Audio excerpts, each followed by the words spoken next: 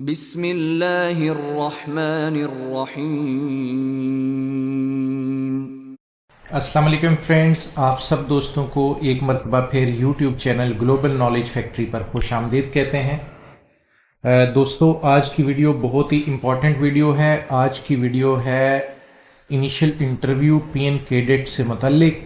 आज की वीडियो में हम आपको बताएंगे कि इनिशियल इंटरव्यू में कितने सिलेक्शन बोर्ड के मेंबर्स शामिल होते हैं, टोटल मार्क्स कितने होते हैं, कितने मार्क्स वाला जो है ये टेस्ट क्वालिफाई करता है, इंटरव्यू के लिए आपने किस तरह की ड्रेसिंग जो है वो करके जाना है, उसके अलावा आपने किन किन एरियाज़ के क्वेश्चंस प्रिपेयर करने हैं, उसके अलावा किन किन चीज़ों से आपने वहाँ पर इज्तनाब करना है। ये तमाम की तमाम चीज़ें जो है आज की वीडियो में हम आपको बताएंगे।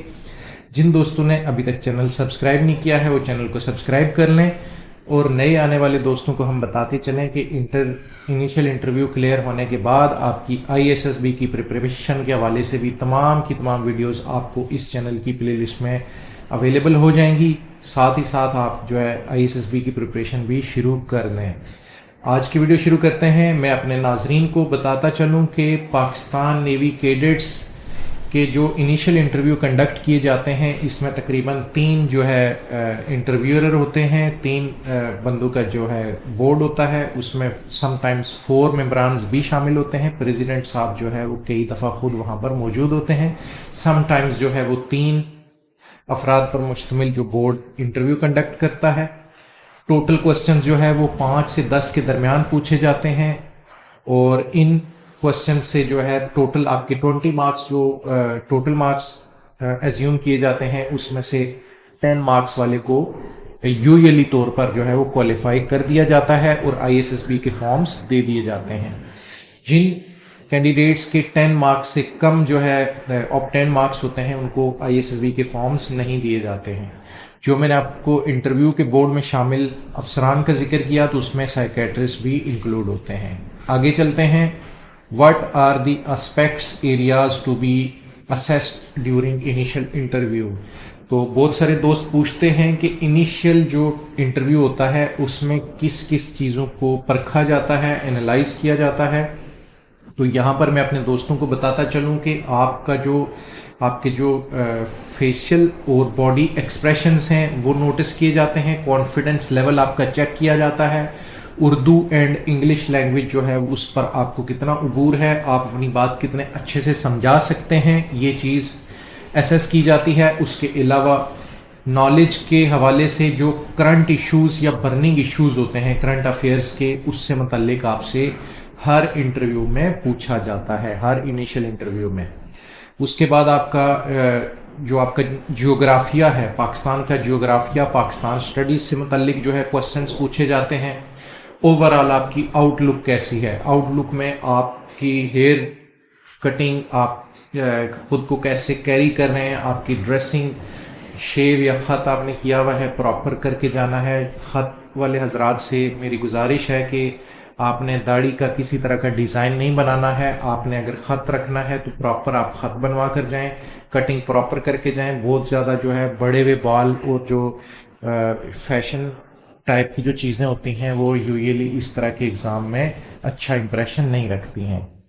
उसके अलावा आगे बात करते हैं, आप एक्स्ट्रा करिकुलर एक्टिविटीज़ में किस तरह से पार्टिसिपेट करते हैं। एक्स्ट्रा कौन कौन सी ऐसी एक्टिविटीज़ होती हैं जिनमें आप पेश हैं, आपके हॉबीज़ क्या हैं, कौन सी स्पोर्ट्स आप खेलते हैं, ये तमाम क्वेश्चंस आपसे पूछे भी पूछे जाएंगे और आप इन चीज़ों को जो है बिल्कुल प्रॉपर तरीके से आपने कन्वे करना है। उसके अलावा कोई भी ऐसा आपका पहलू कि जो ड्यूरिंग इंटरव्यू अगर किसी मेंबर को अक्वायर हो तो वो आपसे पूछ सकता है। आगे चलते हैं जी। आपने ड्रेसिंग किस तरह की जो है करनी है और किस तरह से आपने खुद को प्रिपेयर करके जाना है, तो आपके लिए सजेस्टेड ड्रेस जो है वो मैं बताता चलूँ तो ड्रेस पैंट होगी। डार्क कलर जो है वो ज़्यादातर जो है प्रेफर किया जाता है। जैसे अगर आपने पैंट पहननी है तो डार्क कलर की, ब्लैक या ब्लू की पहने, या ब्राउन। शर्ट के हवाले से है कि आपने लाइट कलर की शर्ट पहननी है, और साथ में अगर टाई आप बांध लेते हैं तो ये भी एक बहुत अच्छी चीज़ हो जाएगी। अगर आप शलवार कमीज़ जो है वो पहन कर जाएंगे तो उसके ऊपर आपने वेस्ट कोट लाजमी पहनना है, और वेस्ट कोट जो आप पहनेंगे वो बहुत ज़्यादा डिज़ाइन वाला या इस तरह का नहीं होना चाहिए। फॉर्मल किस्म के शूज़ होने चाहिए आपके, ये आपके लिए डिसेंट लुक के लिए बहुत ज़रूरी है। आगे चलते हैं।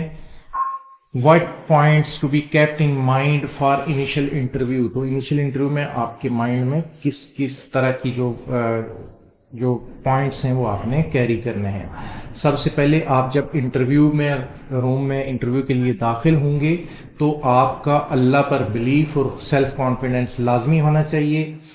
आप उस इंटरव्यू में पास होंगे या नहीं ये आपकी मेहनत जो है वो डिपेंड करती है, लेकिन फाइनल जो है ये अल्लाह ताला की तरफ से जो भी डिसीजन होगा वही होगा। ये आपने जहन में रख कर जाना है, डरने की ज़रूरत नहीं है। क्वेश्चन जब आपसे पूछा जाए तो आपने क्वेश्चंस को केयरफुली सुनना है, पूरा क्वेश्चन सुनने के बाद जवाब देना है। ऐसा नहीं करना कि आपसे क्वेश्चन अभी पूछा जा रहा है, क्वेश्चन कंप्लीट हुआ नहीं है और आपने उसका जवाब देना शुरू कर दिया, ऐसा हरगिज़ नहीं करिएगा। उसके अलावा मैं आपको अपने पर्सनल एक्सपीरियंस के हवाले से बताता हूँ कि आप उर्दू या इंग्लिश जिसमें भी आप रिस्पॉन्ड करें, आपके जवाब में क्लैरिटी होनी चाहिए। आप जो बात समझाना, जो आप सोच रहे हैं वही आप समझाएं। कई दफ़ा ये होता है कि कुछ कैंडिडेट्स जो है जहन में सोचते तो अच्छा जवाब है, लेकिन वो अच्छे तरीके से सामने वाले को समझा नहीं सकते हैं। तो आपने अच्छे तरीके से अपना आंसर जो है वो कन्वे करना है। सॉरी, आगे आपने ये करना है कि कैंडिडेट्स जो है उसको जो भी जवाब हो उसको विद ईज जो है कन्वे करना है। ऐसा कहीं से भी जो आपके सामने सिलेक्शन बोर्ड है उसको ये नहीं लगना चाहिए कि आपको आंसर करने में कोई डिफ़िकल्टी महसूस हो रही है। आपने बिल्कुल नेचुरल तरीके से जो है जवाब वो देना है, और जवाब देते हुए आपने स्मार्ट आंसरिंग करनी है और ज़्यादा क्लेवर या ज़्यादा चालाक बनने की कोशिश नहीं करना। कहीं पर भी सामने वाले सिलेक्शन बोर्ड को ऐसा ना लगे कि आप उनको जो है वो डॉज कर रहे हैं या आप जो है ओवर क्लेवर बन रहे हैं। और कहीं पर भी अगला पॉइंट है कि कहीं पर भी आपने खुद को इंटेलिजेंट प्रूव नहीं करना है। इंटेलिजेंस आपकी जो होगी वो सामने वाले खुद एनालाइज करेंगे। आपको इस तरह की कोई भी चीज़ वहाँ पर प्रूव करने की कोई ज़रूरत नहीं है, क्यों कि सामने वाले जो बैठे हुए हैं वो प्रोफेशनल लोग होते हैं, उनको पता होता है कि कौन इंटेलिजेंट है और कौन नहीं है। तो आपने खुद को प्रूव नहीं करना, आपने सिंपल जो आपका क्वेश्चन आपसे पूछा गया है उसका पॉजिटिव वे में रिस्पॉन्ड करना है। आपने किसी भी तरह का अगर कोई सिचुएशन दी जाती है और कोई ऐसा क्वेश्चन पूछा जाता है कि जो क्वेश्चंस आपको अगर प्रोवोक करने की हद तक है, तो आपने पूरे क्वेश्चंस को वाइजली टैकल करना है। कहीं पर भी आपने एंगर शो नहीं करना है और आपने बहुत ही जिंदा दिली से हर एक चीज़ का जवाब देना है। आगे चलते हैं। आपने use simple way and tight words while answering questions. तो आपने जो जवाब देना है वो अच्छे और सलीस अल्फाज का इस्तेमाल करते हुए जवाब देना है। कहीं पर भी इस तरह के वर्ड्स ना हों कि जो सामने वाले को सही से समझ में ना आए। आपने जो जवाब देना है वो शार्पली आंसर करना है। किसी भी सवाल के जवाब में आपने लॉन्ग टाइम के लिए पाज नहीं लेना है, यानी कहीं पर भी ऐसा ना हो कि आप जो है वो सोचने में लग जाएं और आंसरिंग जो है वो आपकी लेट होती जाए। आपने फ्रीक्वेंटली जो है वो रिस्पॉन्ड करना है और कहीं पर लंबा पाज नहीं लेना है। अच्छा, आई कांटेक्ट आपने करना है और आई कांटेक्ट आपने जो इंटरव्यूअर आपसे जो क्वेश्चंस पूछ रहा है उसकी तरफ आपने देखना है और जनरल लुक जो है वो दूसरे बंदों की तरफ लेनी है। आई कांटेक्ट आपने रखना है। और डोंट बी डिफेंसिव है, admit mistake these are there. तो आपने डिफेंसिव, बहुत ज़्यादा डिफेंसिव नहीं होना है, लेकिन जहाँ पर आपसे मिस्टेक हो जाती है तो आपने इजी वे में उस पर सॉरी कह लेना है कि भाई इसका मुझे सर आंसर नहीं मालूम।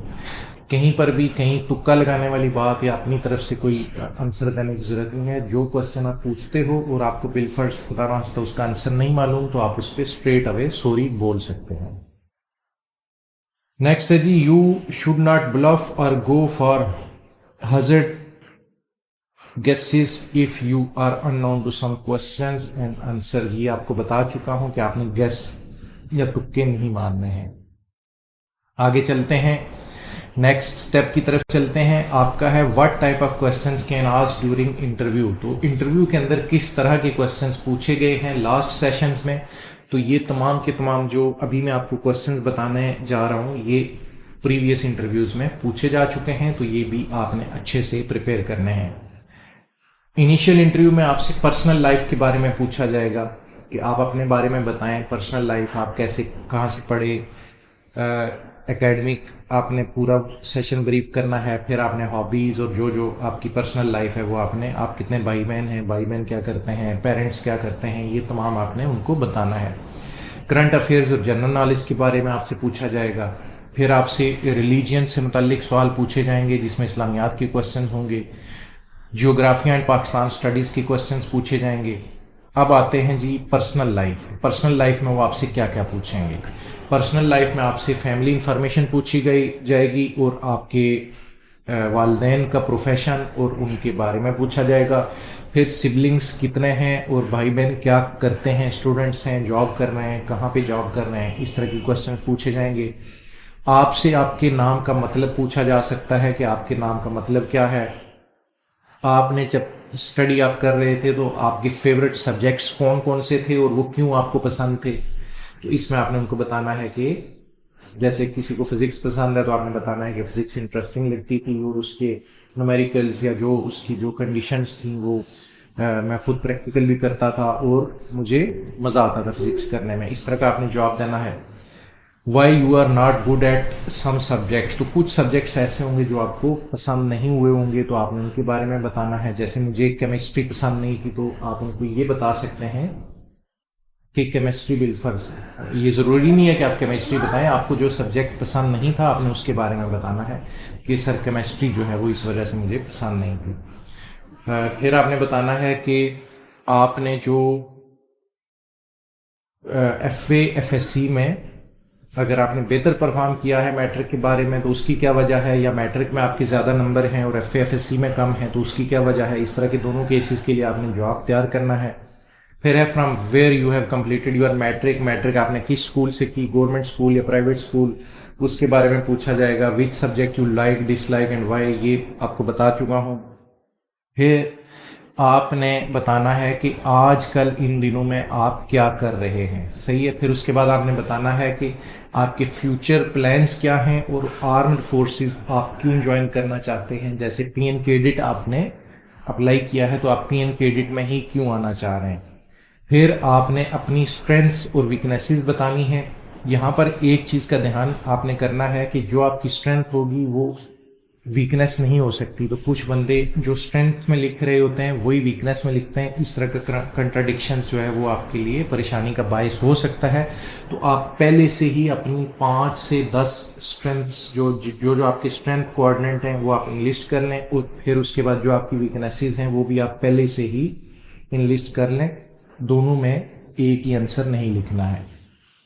आर्म फोर्सेस आप क्यों ज्वाइन करना चाह रहे हैं और अगर आर्म फोर्सेस में आप की बिल फॉर सिलेक्शन नहीं होती तो आप क्या करेंगे, ये आपसे पूछा जा सकता है।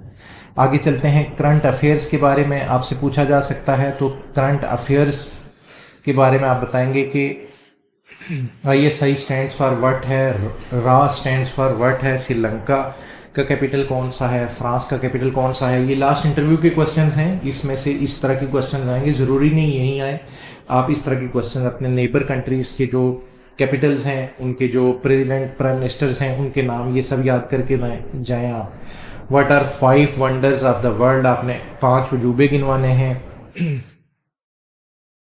कोविड-19 से तकरीबन कितनी हलाकतें हुई हैं, कोविड-19 से क्या बनता है, 5th जनरेशन वारफेयर किसको कहते हैं, CPEC से बनता क्या है और CPEC का रोल जो है वो इसमें शामिल कंट्रीज़ के लिए क्या है, ISSB से क्या बनता है, वाईफाई से क्या बनता है। ये तमाम चीज़ों के आपने जो है जो मुखफ़फ़ हैं वो याद करके जाना है। जैसे ISSB है inter services selection board, wifi fidelity, wifi का आपका हो जाएगा वायरलेस फिडिलिटी, सॉरी, ये आपने लिखना है। फिर उसके अलावा पाकिस्तान के आर्मी चीफ कौन है, उनके बारे में आपने उनका नाम और उनके बारे में ज़्यादा से ज़्यादा मालूमात जो है वो आप लेकर जाएंगे।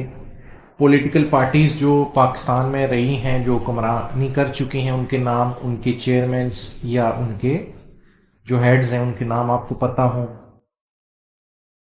सार्क सरबरा, सार्क ममालिक में कितने कंट्रीज़ शामिल हैं, ओआईसी में कितनी कंट्रीज़ हैं, नेटो, D8, ये तमाम चीज़ें आपको पता होनी चाहिए और इनके ऑफिसेज किस किस कंट्री में हैं, ये चीज़ें आपने प्रिपेयर करनी है। पाकिस्तान का कैप्टन, इंडिया का, ऑस्ट्रेलिया का, ये तमाम क्रिकेट टीम्स, अगर आपको क्रिकेट पसंद है या जो भी गेम पसंद है तो आपने इस तरह की कंट्रीज़ की जो टीम के कैप्टन्स हैं उनके बारे में मालूमात लेनी है।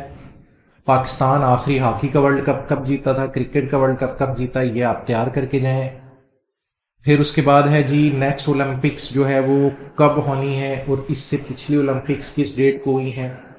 फिर आपका PSO, OIC, नेटो, यूनेस्को, इनसे क्या बनता है, ये आपने स्टैंड फॉर रेडी करके जाना है initial test for PN cadet के लिए। फिर आते हैं इस्लामियात के, रिलीजियन से मुतालिक आपके क्वेश्चंस पूछे जा सकते हैं, तो इसमें आपने डिफरेंस बताना है नबवी और हिजरी के बारे में। फिर उसके अलावा टोटल कुरान में सूरा कितनी है, आयात कितनी है, रुकू कितने हैं, मनाजिल कितनी है, पारे कितने हैं, ये तमाम चीज़ें आपने तैयार करनी है। आयतुल कुर्सी याद करके जाएं। लास्ट इंटरव्यू में दुआए कनूत सुनी गई थी, दुआए कनूत भी याद करके जाएं। ग़ज़वा बदर किस हिजरी को लड़ा गया था।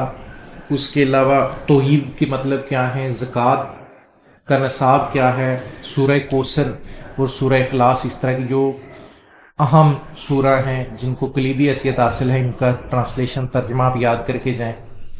फिर जियोग्राफिया एंड पाकिस्तान स्टडीज़ से आपसे क्वेश्चन पूछे जा सकते हैं, जिसमें आपका कायद आज़म मोहम्मद अली जिन्ना कब पैदा हुए थे, उनकी तालीम क्या थी, उन्होंने मुस्लिम लीग कब ज्वाइन की, इस तरह के क्वेश्चन हैं। मीनार पाकिस्तान जो है वो किस मकसद के लिए बनाया गया था और इसके पीछे हिस्ट्री क्या है। फैसलाबाद का पुराना नाम, साहिवाल का पुराना नाम, अटक शहर का पुराना नाम, पाकिस्तान के 6 दरियाओं के नाम, नादरा से क्या बनता है। उसके अलावा आपकी जमात इस्लामी या पाकिस्तान, इसकी हिस्ट्री शुरू से लेकर अभी तक ये आप पढ़ के जाएं। उसके अलावा name of countries of Europe, Europe के 4 ममालिक के नाम आप बताएं, या डिफरेंट वो पूछ सकते हैं आपसे कि अफ्रीका की 4 कंट्रीज़, 5 कंट्रीज़ के नाम बताएं, इस तरह का क्वेश्चन आएगा। Direction of river in Punjab flow. फिर उसके अलावा फ्यू मिज़ाइल जो पाकिस्तान ने रखे हुए हैं उनकी रेंज और उनके नाम, ये लाजमी याद करके जाएं, जिस तरह गोरी है। उसके अलावा आपका शाहीन मिज़ाइल है, बड़े जो मिज़ाइल हैं हतफ, इस तरह बाबर, ये तमाम मिज़ाइल्स की रेंज और उनके पूरे नाम आप याद करके जाएं।